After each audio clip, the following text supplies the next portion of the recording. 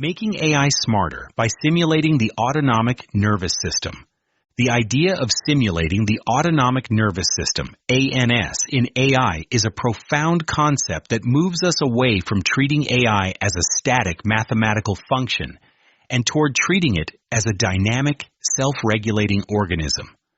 In biological intelligence, intelligence isn't just about processing speed, it's about homeostasis, the ability to balance energy consumption, resource allocation, and environmental response. If we were to implement a digital version of the sympathetic, SNS, and parasympathetic, PNS branches, here is how it could fundamentally change AI architecture. 1. Dynamic resource allocation, the compute economy. In humans, the SNS redirects blood flow to muscles and away from the digestive system during stress. In an AI, this could translate to dynamic compute scaling. Sympathetic mode, high arousal task focus. When the AI encounters a high complexity problem or a threat, an error, an adversarial attack, or a critical deadline, the system could trigger a sympathetic response.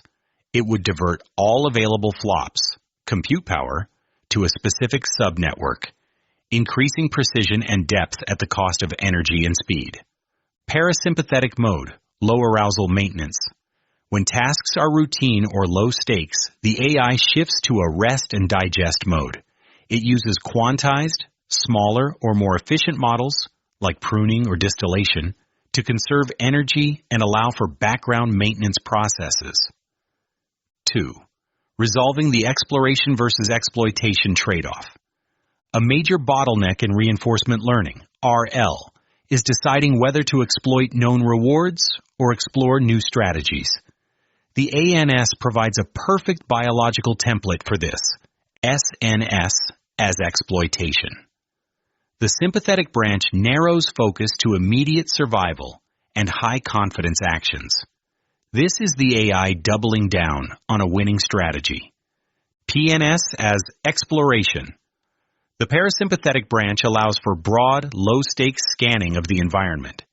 This would be the AI's mode for dreaming, or running stochastic simulations, Monte Carlo tree search, to discover new patterns without committing to them.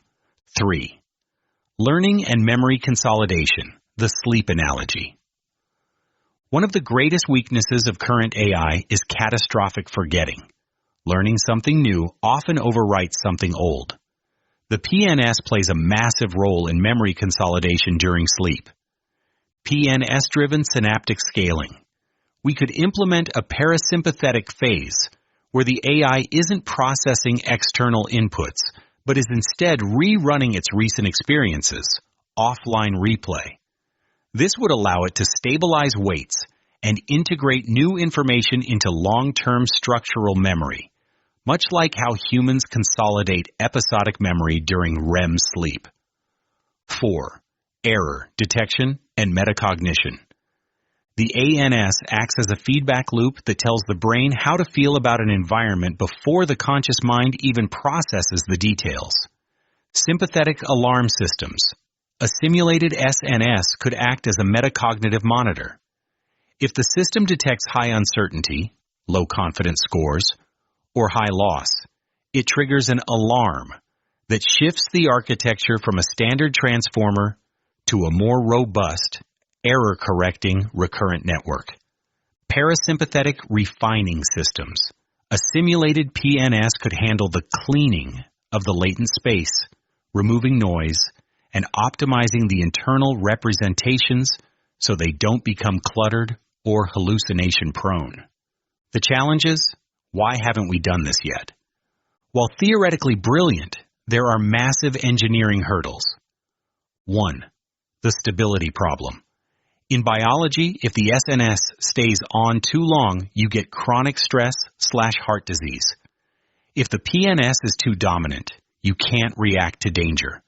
Designing a metacontroller that knows how to balance these two branches without causing the AI to oscillate wildly or crash is an immense control theory challenge. 2. Complexity. Overhead. Adding a regulatory layer requires more code and more training. We must ensure that the intelligence gained by the ANS outweighs the computational cost of running it. 3. The loss function problem. Current AI learns via backpropagation to minimize error. To make an ANS AI, we would need a new type of loss function, one that doesn't just minimize error, but also optimizes for homeostasis, balance. Conclusion. Simulating the autonomic nervous system could be the key to moving from artificial narrow intelligence, ANI, to artificial general intelligence, AGI. True intelligence requires more than just a larger database of facts. It requires an internal sense of urgency, efficiency, and stability. By giving AI a nervous system that manages its own internal state, we move from building powerful calculators to building resilient, adaptive agents. Do you know that any private information you put into a cloud AI is used to train that AI? A private AI running on your own hardware is the best way to keep your private data private.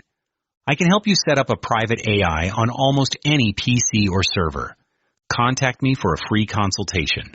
If you get value from these blogs, please consider joining my Patreon as a member at the $2, $4, or $8 level. There are more than 400 previous blogs on my Patreon page. https://www.patreon.com/Steve Hovland.